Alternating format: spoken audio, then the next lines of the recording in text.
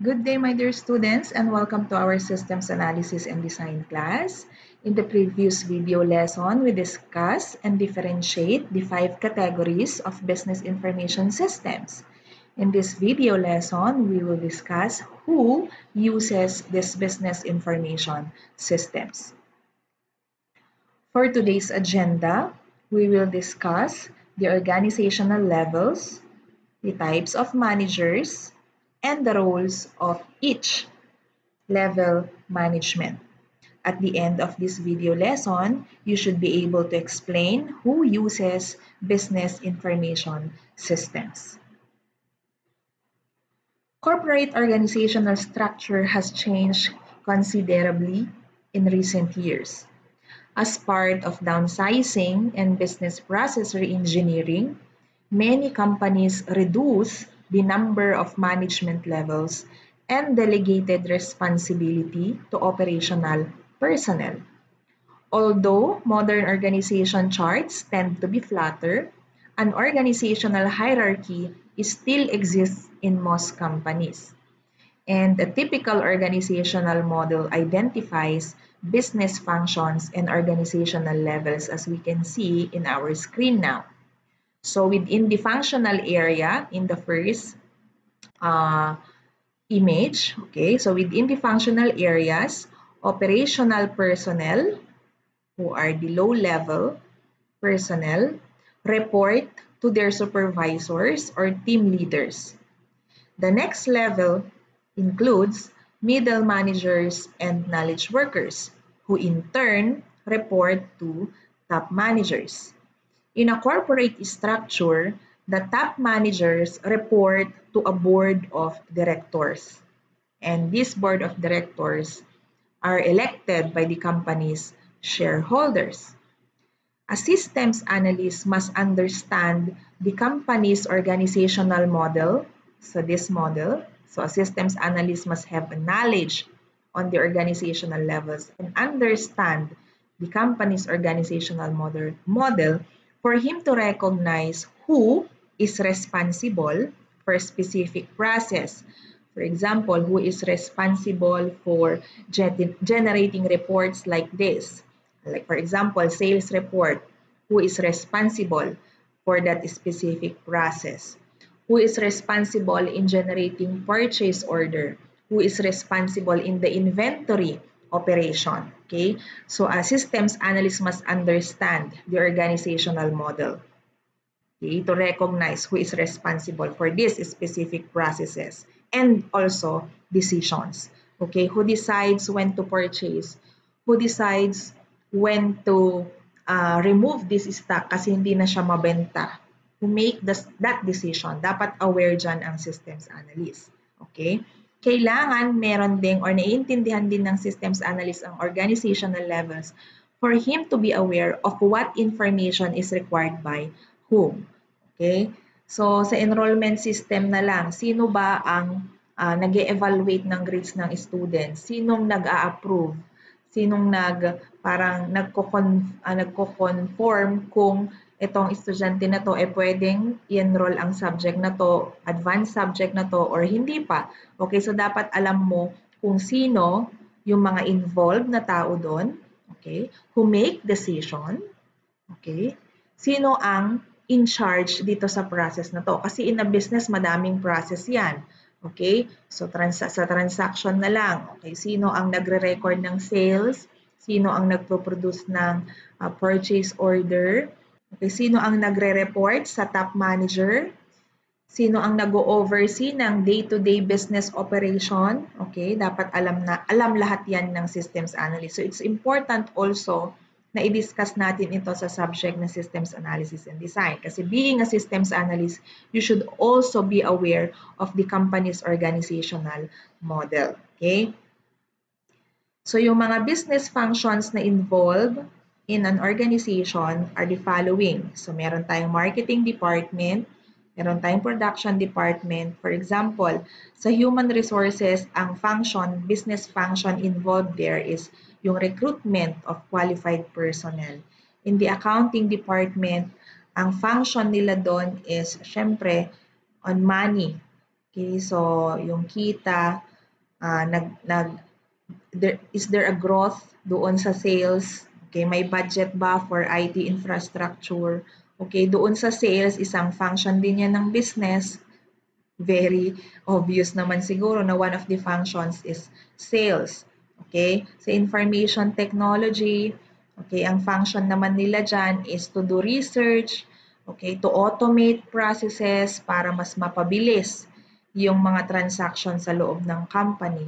Production, for example, sa mga factory, kung may mga factory sila, okay, so yan yung mga functions naman ng isang business. Okay, so let's proceed to the first level of management. We have the top managers.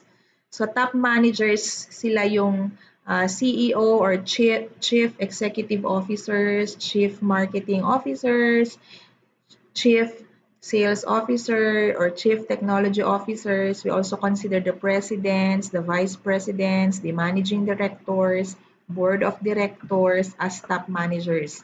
So dito sa if Susana, ang top manager natin will be the president and the vice presidents.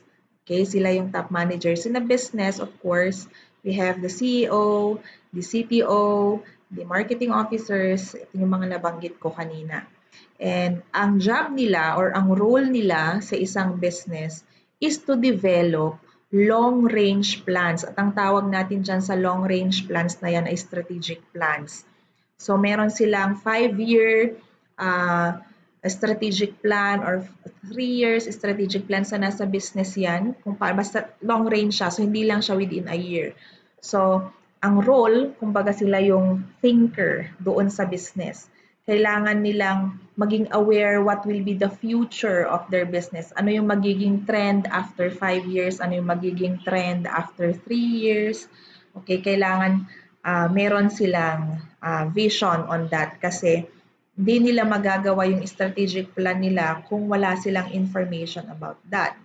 Ang strategic plan defines the company's overall mission and goals. Okay, so a manager or a top manager, a president, or vice president may ask questions such as how much should the company invest in information technology? So for example, this is our budget for 5 years. How much will we invest for IT or information technology? Okay, how much will internet sales grow in the next 5 years? Kung gagamit tayo ng online transaction to sell our products, okay, how much will internet sales grow in the next 5 years? Or pwede din nilang tanungin, should the company build new factories or contract out the production functions? So yan din yung mga i-consider nila, yung mga long-term plans. Okay?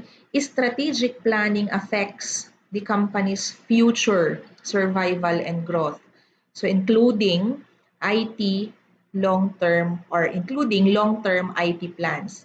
So top manager must focus on the overall business enterprise and use IT or information technology to set the company's course and direction. And to develop a strategic plan, top managers also need information from outside the company. So they will not only consider the issues inside the company but also outside the company, such as economic forecasts, okay, technology trends. So after 5 years, uso pa kaya ang cellphone, okay, in buying products, okay? Uso pa kaya ang online shopping? So they will consider that. Uso pa kaya ang mga physical stores, yung mga stores sa mall or sa mga gumagamit na mga stalls, okay? They also consider competitive threats. Okay, so competitive threats are competition na hindi pa nag-occur ngayon pero may possibility na mag-occur in the future. Okay? Madami bang magpapatayo ng business same as our business? So what are our plans? Okay? And also governmental issues. Okay? So kailangan din nilang i-consider 'yan. So 'yun ang ginagawa ng top managers. Importante yung trabaho nila kasi sila yung parang nag-iisip kung ano yung mga pwedeng possible na mangyari in the future, and sila yung gumagawa ng plano in case ano yung mga strategic plans nila, what will be the strategy of the business in case nangyari itong mga to. Okay? So, yan yung mga top managers. So, ang mga information na kailangan nila as mentioned, okay, we have economic forecast, technology trends, competitive threats, and governmental issues. Okay, budget, budgeting, investment, okay? So saan dapat sila nagbibigay ng naglalagay ng budget na malaki doon sa company, okay? So will they build new factories and so on and so forth. Okay? So ang information or business information systems na gagamitin nila would possibly be yung enterprise computing software or computing systems kasi that is used talaga for the entire company. So, company-wide yon yung enterprise computing system. So, I would say na siguro ang hindi lang nila gagamitin na business information system will be the transaction processing. Okay, kasi hindi naman sila involved doon sa day-to-day business operation. So, they will not use transaction processing system. But they will get data from these systems. Okay, so ang gagamitin nila is enterprise computing system. They will also use business support systems or management information system.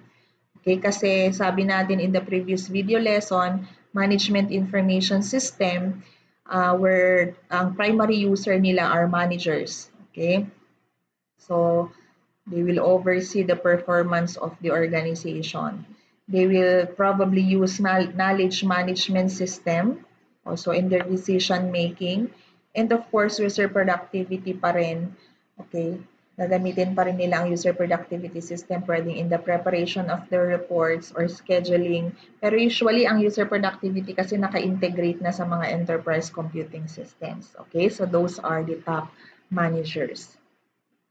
Just below the top management level, most companies have a layer of middle managers and knowledge workers.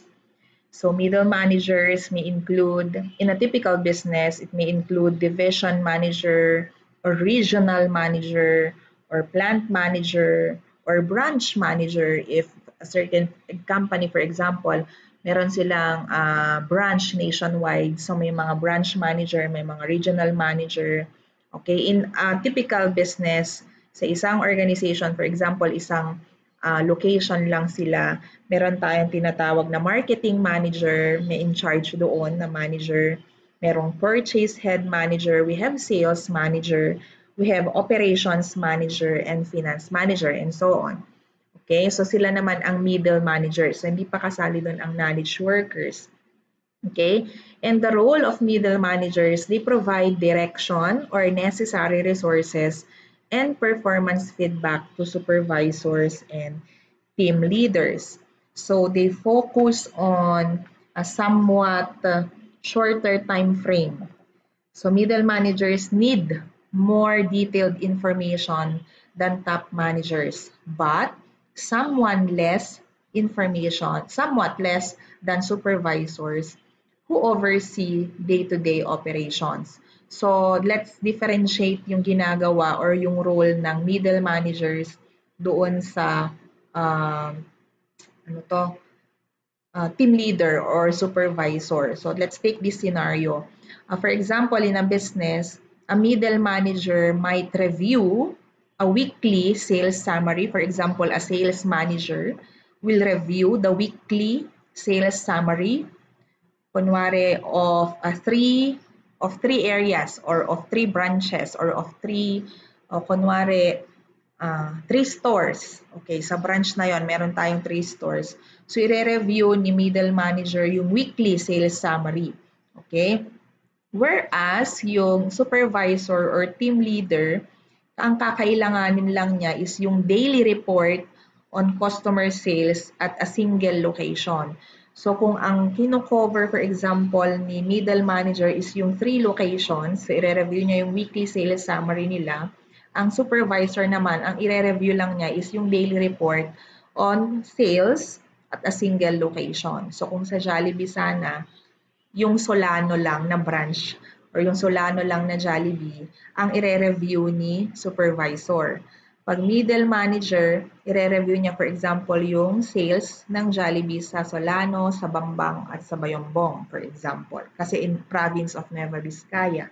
Okay? So yun naman ang trabaho ng middle managers. In addition to middle managers, okay, every company has people called knowledge workers. And knowledge workers include professional staff members such as systems analysts, programmers, accountants, researchers, trainers, human resource specialists, and many more.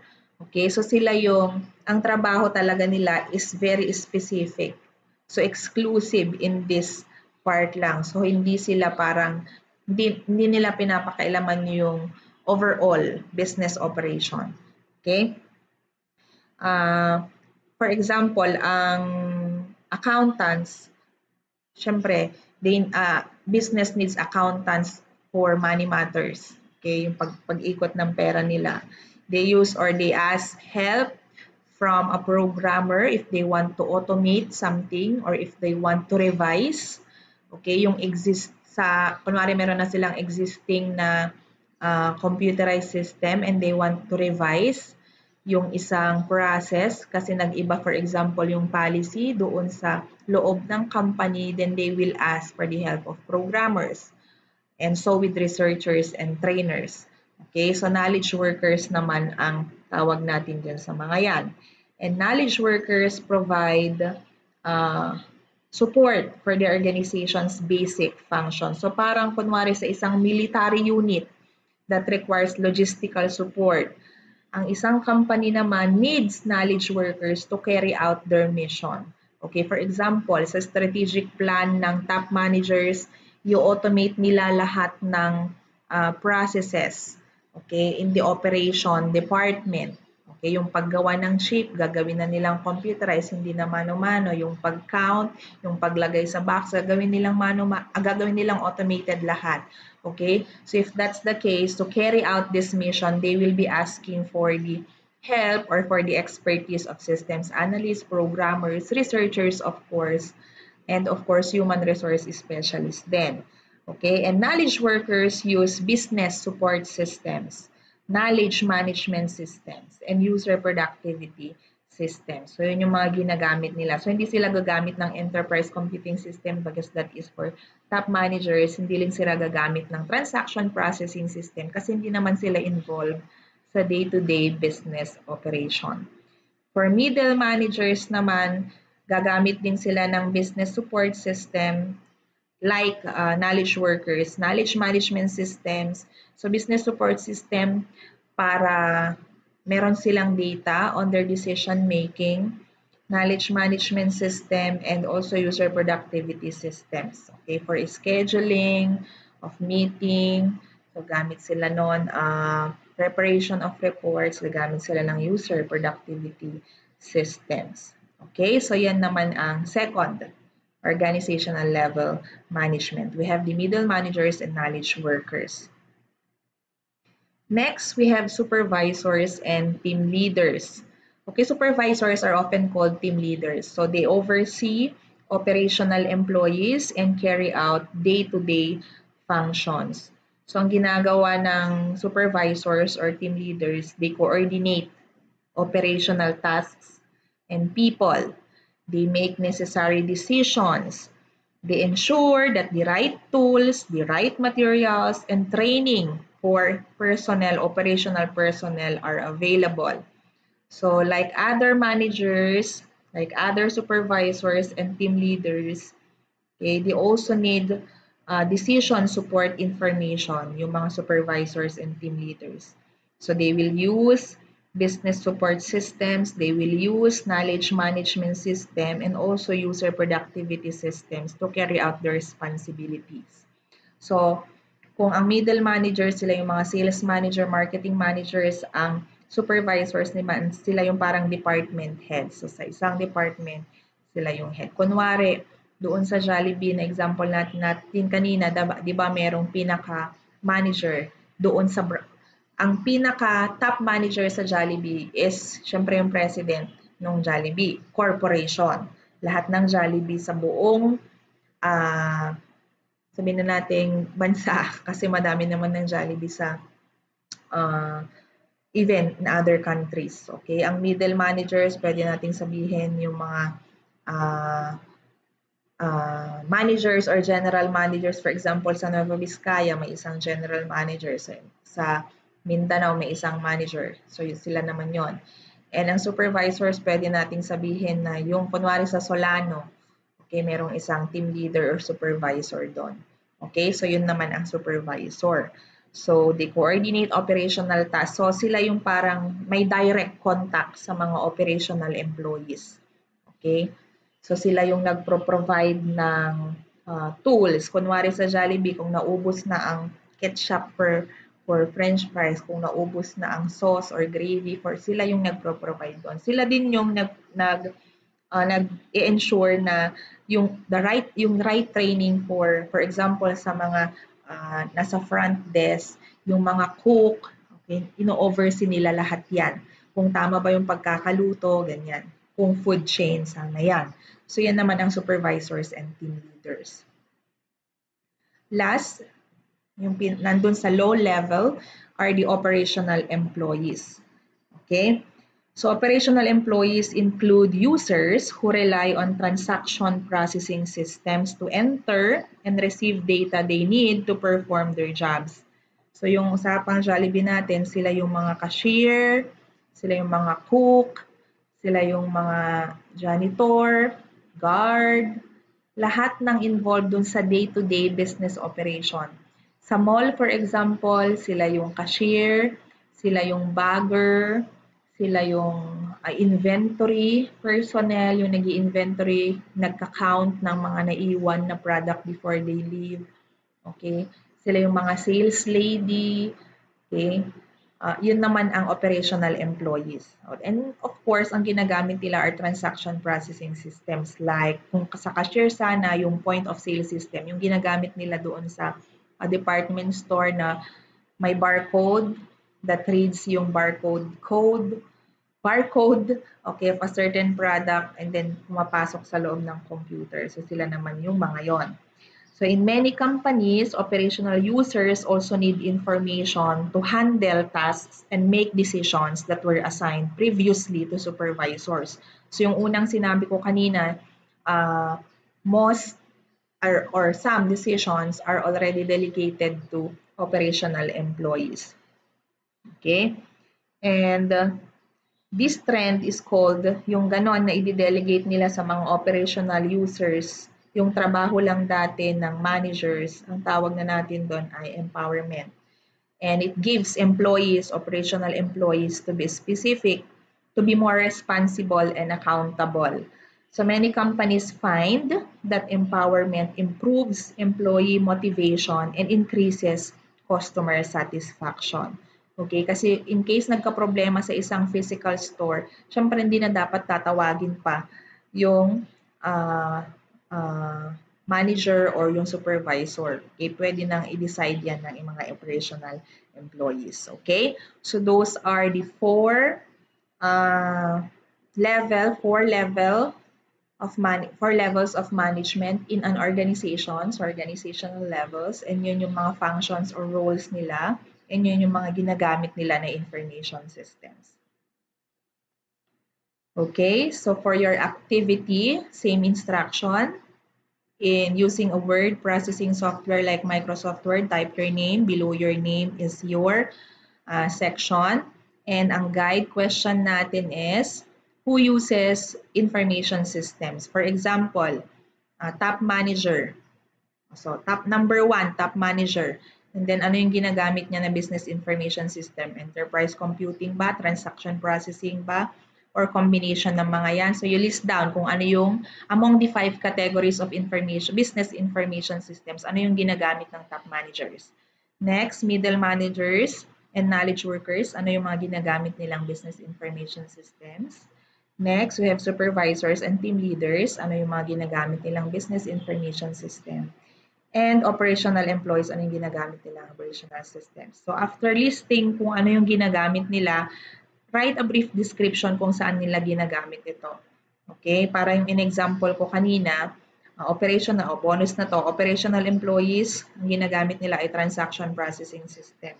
For example, in a cashier, and a cashier is an operational employee, gumagamit siya ng point of sale system, which is gumagamit siya ng point of sale system to record the sales transaction.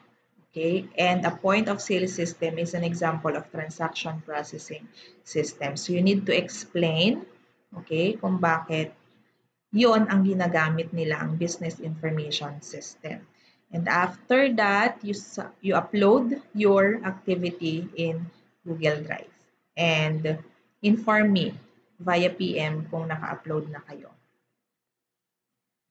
Okay, so if you still have queries, if you still have clarification, or you have suggestions for me to improve my instructions, please feel free to contact me using any of the following contact details.